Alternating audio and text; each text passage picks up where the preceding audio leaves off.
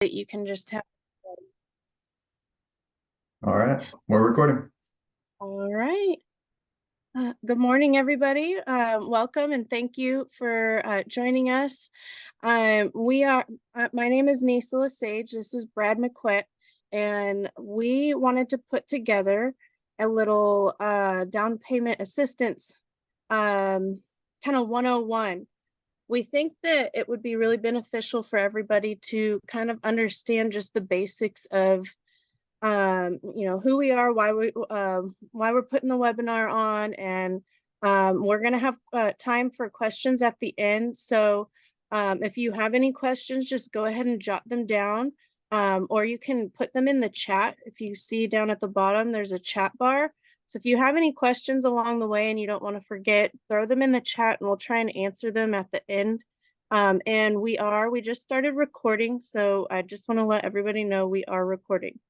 And then I'm going to go ahead and let Brad take over. We're going to kind of discuss what down payment assistance is. That's what we're going to start with.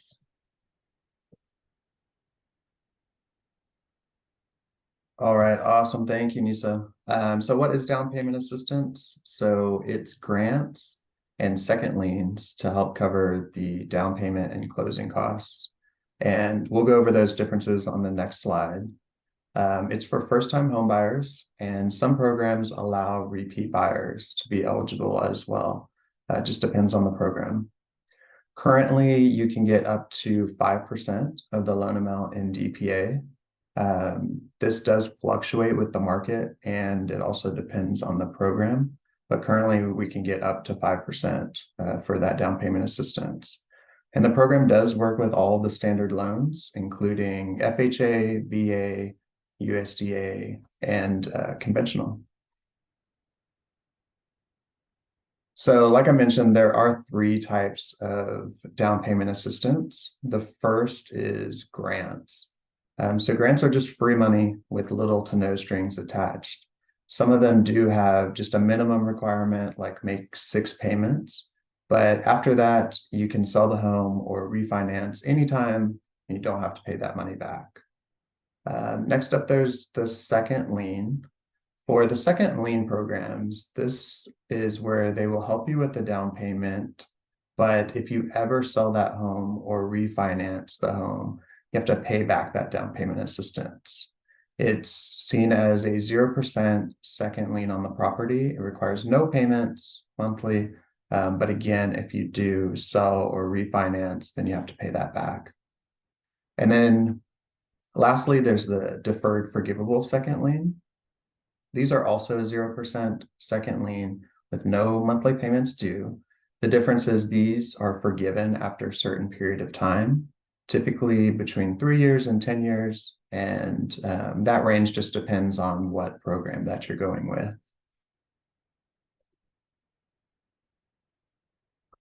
So let's take a look about eligibility, everybody's main question. Am I eligible for down payment assistance?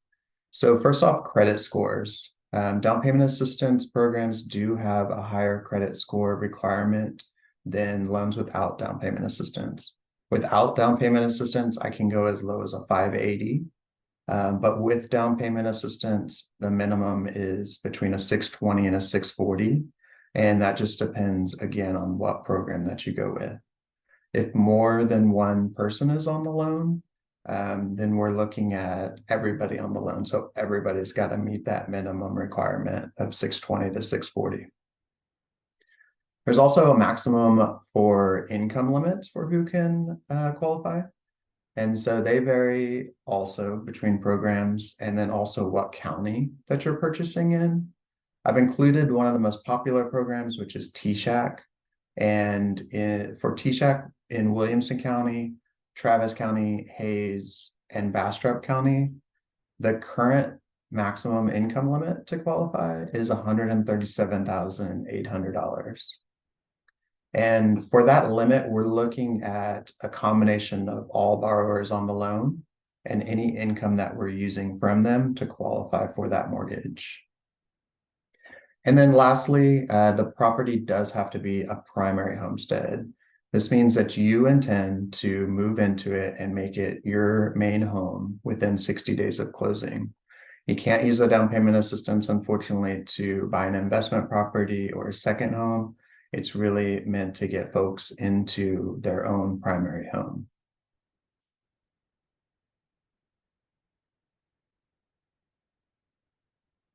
So next up, just wanted to go over the home buying process. It is very similar to the home buying process without having down payment assistance, but there are some small differences. So we'll go through this. Step one is a consultation and then making an application with an approved lender like myself. So the first step with me is generally a 10 to 15-minute conversation just to go over some basics and make sure that we're on the same page.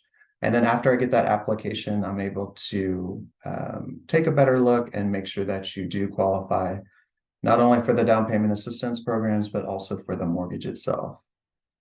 And then once I've done that, we move to number two, and I'm able to provide a pre-qualification letter. After that, you will want to do a consultation with a licensed realtor like Nissa. And with that pre-qualification letter, that shows Nissa that you are serious about purchasing and that you're approved to purchase. And then that allows her to start showing you homes. So then together, you guys will work to find the perfect home for you that's, in the area that you want, that fits your budget, and has got everything that you're looking for. Once you do, you're able to make an offer, and then if all goes well, have that accepted. And then the next step is once we have that contract for you to buy a house, that's when I'm able to reserve those down payment funds. And so a lot of these programs do have limited funds, and the terms on them are changing from time to time. And so it's really important for your realtor to work with the lender. Nissa and I work great together, and we make sure that when we're making that offer, that the down payment assistance programs that we want for you are still available. And then after that, you'll want to get an inspection and an appraisal. The inspection is a third party looking at the home, making sure that everything looks good for you and making sure that there's just no hidden problems with the home. And then the appraisal is ordered by the lender, and that's making sure that the home comes in at value, making sure that you're not overpaying for it, and then also making sure that it meets some minimum requirements. And then step 7, everyone's favorite, you close on the home and move in. And then so next, we just want to talk about, so down payment assistance is great, but the down payment assistance doesn't actually come into play until the very end at closing. And so there are some costs before closing that we just want to go over, and so that you're prepared for. And with that, I will send it over to Nissa. All right. So with any offer, when you're putting in an offer, we find the house that you love. What you would need to know is upfront, 3 days after the day one of your contract, it reads that you're going to need to get the title company. You're going to need to get in the option period money, which is typically $300 to $500, depending on. There's a little negotiation room, and that's kind of on my end. We kind of figure out with the seller and their agent what they would be okay with there. And then earnest money, that's typically going to be 1% of the loan, or 1% of the sales price, sorry. And so if you're looking at a $500,000 house, just throwing a number out there, you're looking at $5,000 up front. Now, if you're looking at a $300,000 house, you're looking at 300,000 plus that $300 to $500 you can get in with upfront money. And then you have your inspection, roughly about 500. Sometimes it can be less, just depending on what it is that you're going to get in your inspection. Maybe you have an older home and you want to make sure you get the termite inspection. All of those types of things will add a little bit more to your basic cost for the home inspection. So you're looking in ballpark figure on the higher end of 500. With that, adding all that up, you can get into a home with, you know, anywhere from about five grand up front, give or take, depending on, you know, the little variables. But knowing that, this is a really awesome tool to use. You know, maybe you really want to buy a house, but you just don't see yourself being able to save up 3%. You know, you don't have to. You if you can just get these upfront typical costs saved, put aside, roughly about 5 grand, you could probably very well qualify and get your foot into homeownership.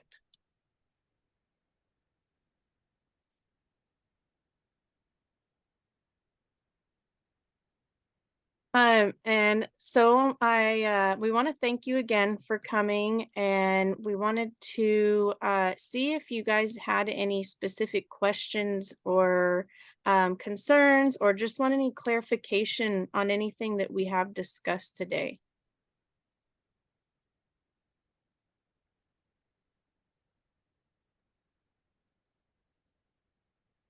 And Nissa, I can't see the comments, so if there are any, if you'll just read them. But if not, it's okay. We had one earlier, it didn't pertain, it's not a question. They're at she's at work. But any I know one that I get even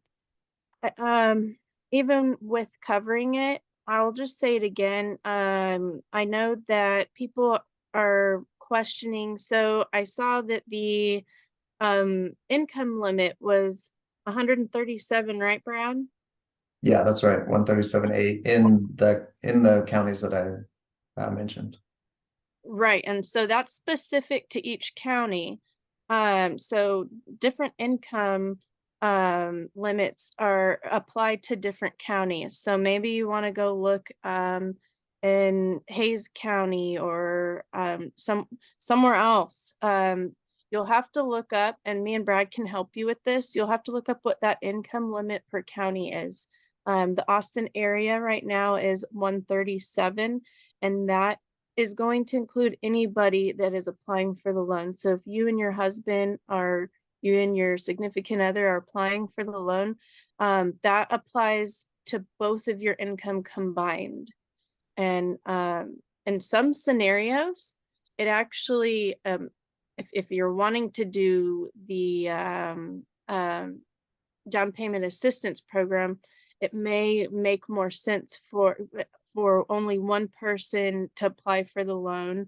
And we can kind of help guide you on that depending on your specific situation. So we like helping people look at what their whole situation is and helping you put your best foot forward. Yeah, that's a good point. And so it does vary by county and then also by program. And so part of that first step on the home buying process with me, the consultation and the application, that's when we're really looking to see what program best fits your needs. And do we want to do an application with just you, or do we want to bring somebody else in on it? Just determining what makes the most sense.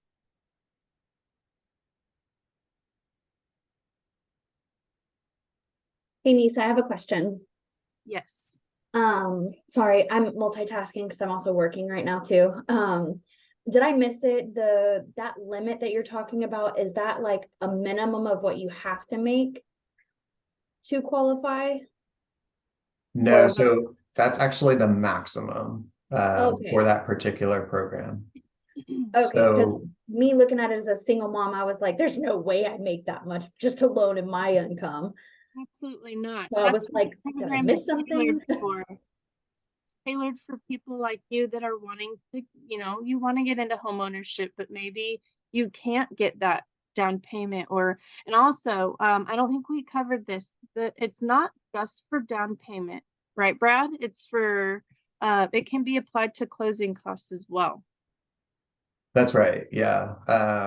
There are closing costs for every loan, and the down payment assistance can be used for both down payment, the down payment and the closing costs. And So, there's no minimum per se on these programs, just the maximums.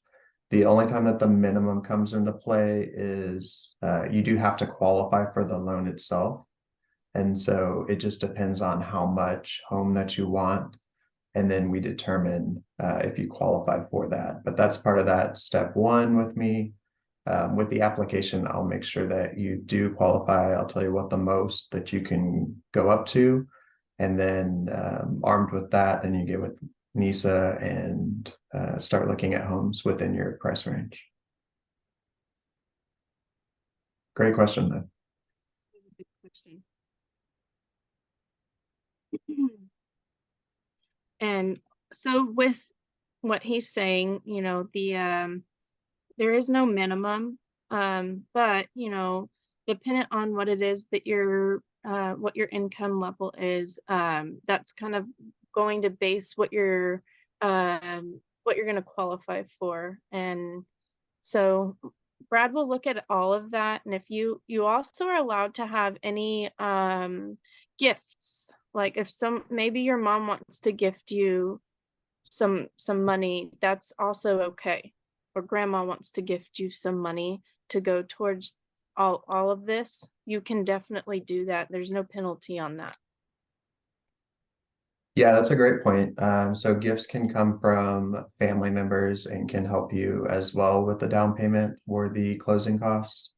And so when we're talking about some upfront cost to you, if you don't have that, it can definitely come from a family member. All right, Brad, we have another question. Awesome. Do factors such as household size impact qualification? I have a single earner family of 6. So they do not, no, they don't affect that. The income limit is just going to be, the one that we looked at is just based on any family size. Doesn't matter how many you have. And now, so that's for T-Shack, the program that we're specifically talking about. There are so many down payment assistance programs. I think there are some that do, there's one out there that I saw recently that is based on income, or sorry, household number of household members. But I think I read that their maximum, what they are able to provide you is 10 grand. This one T-Shack that we're looking at here, Brad, correct me if I'm wrong, but didn't it say up to 40 grand? I honestly don't believe that there's a limit. Okay. I know that there's no limit on the property amount, so I don't think that there is actually a limit as to how much. You just have to qualify, and then with that max income limit, that kind of puts a cap on, you know, how much home that you can qualify for. Okay. Okay. So yeah, there's tons of programs out there. We're kind of honed in on these two. It's with T-Shack, and then the other one, Brad, is or it's 2 programs within T-Shack, correct? So those are typically the most common ones that I go with, just because they are the most generous. They have that high income limit. They are 5%, up to 5% down payment assistance, and they're not, or they are the grant or the second lien deferred versus just a lot of the other programs are the second lien. And so the ones that never go away, and ideally we want either the money to be a grant to be free or to go away quickly, which T-Shack is just 3 years and then it's deferred. And so with that, Brad, you said it's 3 years. So that means that when you use this program, you need to stay in that home for 3 years, and you cannot refinance for 3 years so that you don't get penalized, correct? So for the deferred to be forgiven after the 3 years, that's right. You wouldn't refinance or sell the home in those 3 years. Now, sometimes it makes sense to refinance before that 3 years. If it's going to save you enough money, then sometimes it does make sense to actually refinance, roll that second lien into the loan just because of how much you'll save monthly. But that's an analysis that we do after the fact, and just, I'm always looking to do what's right for the customer. And if it's going to save them enough money, then I present that option to them. If not, then we're waiting that 3 years and then that money is forgiven. Okay, that makes sense. So it's not necessarily you're penalized. You're allowed to refinance and you're allowed to move. Something comes up, life happens. You can do that. Just know that, there's going to be some kind of repercussion within that 3-year time frame, which may make more sense to still go forward and make that change anyways. Right. And it's not really a penalty per se. I mean, worst case scenario, you sell your home or refinance before that 3 years. However much time has passed, you still got that money interest free. And so all you have to do is pay back what they gave you. You don't have to pay back any extra, any interest. So it's not a penalty, it's just giving back those funds if you choose the deferred forgivable and then get rid of that loan within those first 3 years. Jury asks, how long does it take for the approval process and for such grants and the down payment assistance? Sure. So after we have our first consultation, I'll send out the application, and then once that application is sent in and supporting documents with it, I usually get back to you within 1 business day, and then we go over what you're qualified for and what programs are out there. And then after that, then you start shopping for the home. Once you have a home and you go under contract, it can vary as to how long you're under contract, but typically you're looking at 30 days there. And then Brad, if someone wanted to apply for down payment assistance, are they going to go to you, or how do they go about doing that? Yeah, so great question.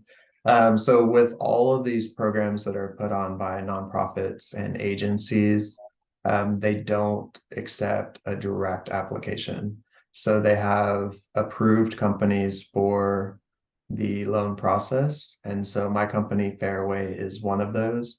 So they would apply with me, and then once we have the contract on the home, that's when I would go in and reserve those funds through that agency.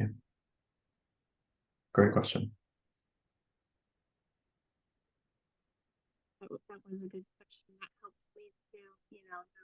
Okay, so step one, we're going to get in contact with Brad, and he's going to tell us how to put our best foot forward. Yeah, exactly. It looks like we're coming up to 11:28. So did anyone have any other questions, comments? Do you want to know who to contact?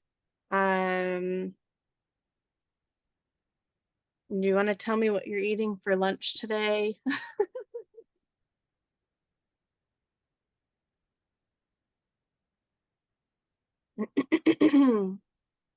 Well, thank you guys so much for joining us today. And I know, Nissa, you're going to email out our contact information, as well as it should be up on the screen right now.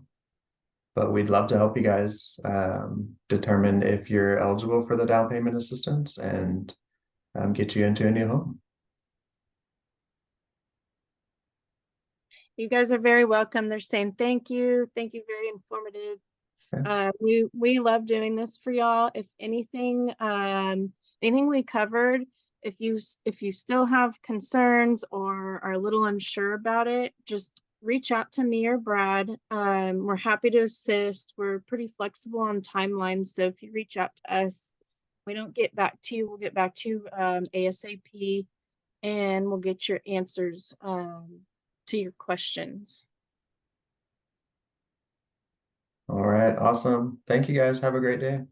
Thank you. Enjoy your lunch. Thank you. Have a good day. Thank you so much.